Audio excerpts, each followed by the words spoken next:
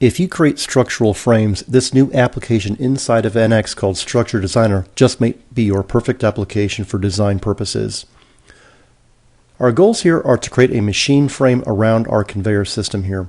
You can work in two ways. You can either build your machine first and then wrap the frame around it, or build your frame first and then hang your components off of it. So new in the application here, Structure Designer, if you go to your application menu and you go to More, you will see a new entry called Structure Designer. I already have the command added here for quick access. Once you add that, access that command, you will find commands for a new structure, construction commands, member commands, visualize, and a few other things.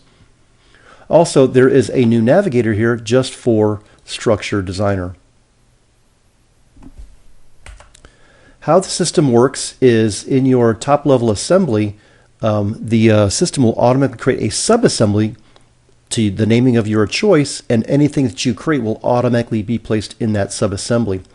How you create this is with the new structure command.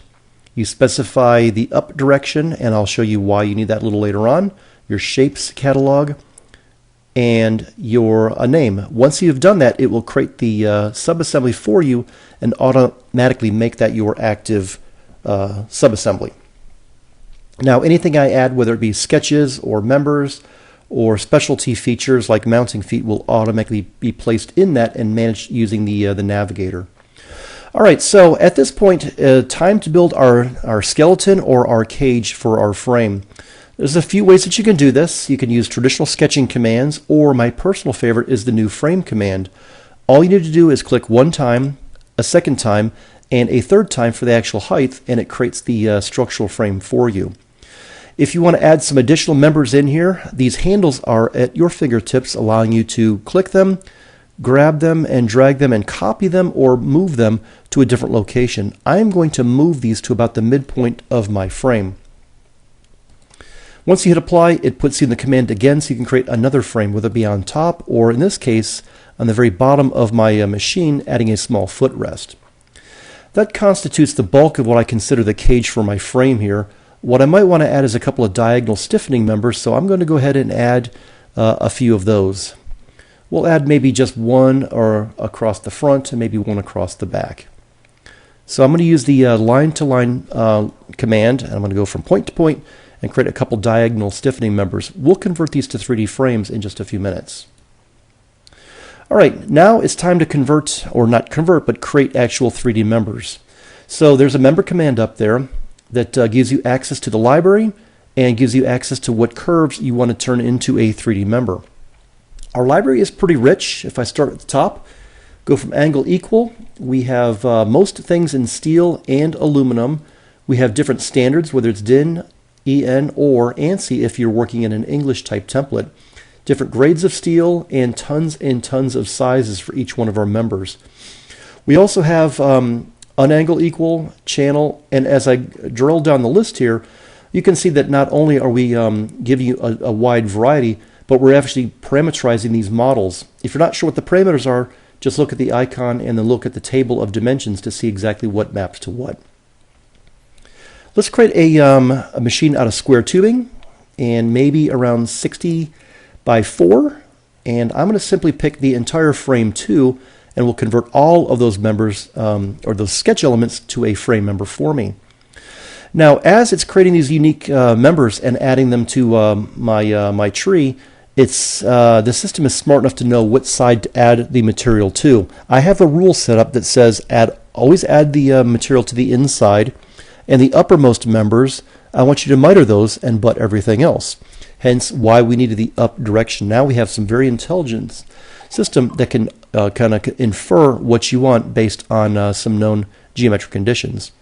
Now we put a miter at the top and we butted everything else. If you don't like that, I will show you how to change that in just a few minutes. Let's add some more members to the very bottom. Let's add some angle equal to the very bottom. So I'm going to simply pick the sketch. And first thing first is it's not the right size. So let's go ahead and change that size to something else, like maybe, I don't know, 45 by 3. And if you want to change the orientation, we have these handy flip buttons to flip about the X, flip about the Y, and even select an alternate origin if you want to snap various points to your the actual sketch itself. I'll put this right in the center, and that's probably going to be good enough, and we'll go ahead and pick more sketch elements. The system automatically applies those parameters to the next sketch element, so you don't have to sit and orient this thing every time. All right, last but not least, these diagonal stiffening bars. Let's go ahead and create maybe some round tubing for those. And I'm going to pick just some odd size here. I'm not going to really worry about the size at this point. Even if things are at an angle, we're automatically going to butt them and trim them off according to the adjacent geometry. All right, I think that's a pretty good start on our machine here. If you don't like these corners, like I said earlier, there's a couple things you can do. You can double-click the corner itself, and it allows you to edit that corner, or there is an edit corner at the very top that you can make changes as well. So the what's listed in red is what you can control. You can change this to a miter or a butt or a cope, and we'll automatically butt everything else.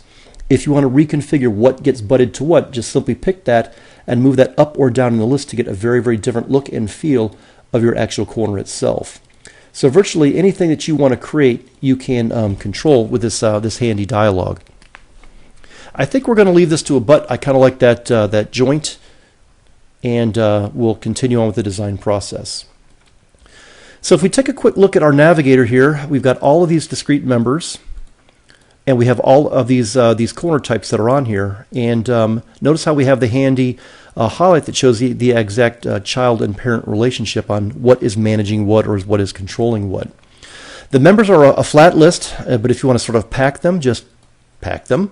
And we will take any geometrically identical member and combine it together. Now, it is still this, a unique member on disk, but at least you can get an at-a-glance magnitude of the complexity of your design from the navigator. Also, if you want to see what members are what, there is a handy visual stock report that can be run that shows in color all of the tubes, all the round tubes, all the angle iron, and so on and so forth. Nice fast way of seeing what is what your model is being made of. All right, I don't like that open cap there, so let's cap it off. We have a special command for that called the end cap. You can either place material inside or outside, and outside you have the option to preserve the overall length, so we'll actually trim the member back. And we will add a chamfer of about maybe 7 millimeters, and we'll simply pick that face, and the system will do the rest. And I'm going to hit the OK button, and we have our end cap. And notice how it trimmed the faces off there. All right, now if you want to stiffen some things up, we have a gusset command that does that, kind of like a corner stiffener. All you need to do is simply pick the faces, and the system does the rest. Now we have options for triangular, with a nose, square, rectangular, and you can even control the parameters or the sizes of everything with this table of dimensions. You can even control the thickness, whether it goes to both sides, the inside, the outside, and you can even kick it over to one side or the other, depending on what your actual design conditions are. We'll rotate this over, and we'll add a couple more gussets to the inside of our model. That's probably going to be good enough for right now, a good stiff corner.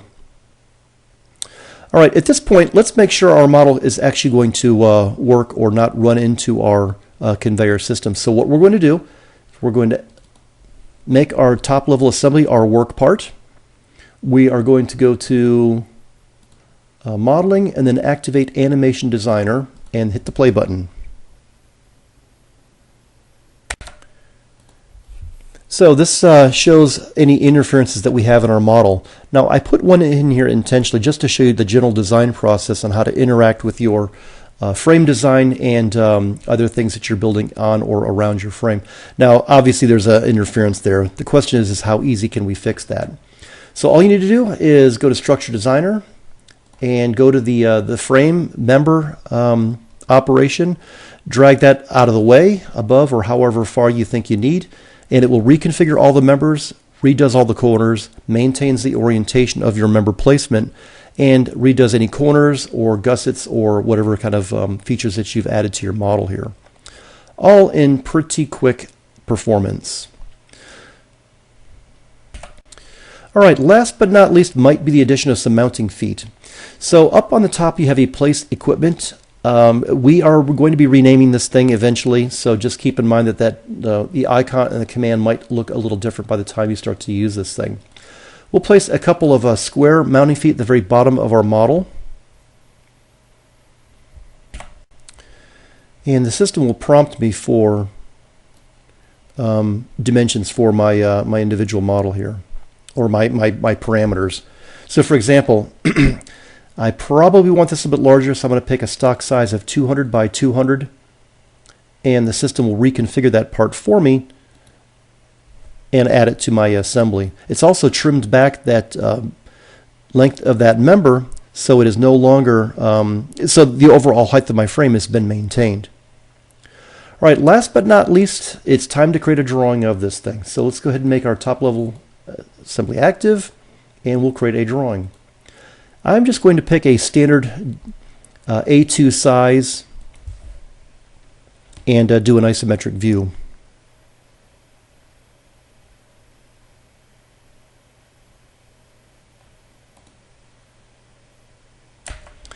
I'll change my scale to 1 to 10, and let's go for a trimetric view. And we'll place this somewhere on our convenience on our sheet. Now that our view is placed, let's add a parts list.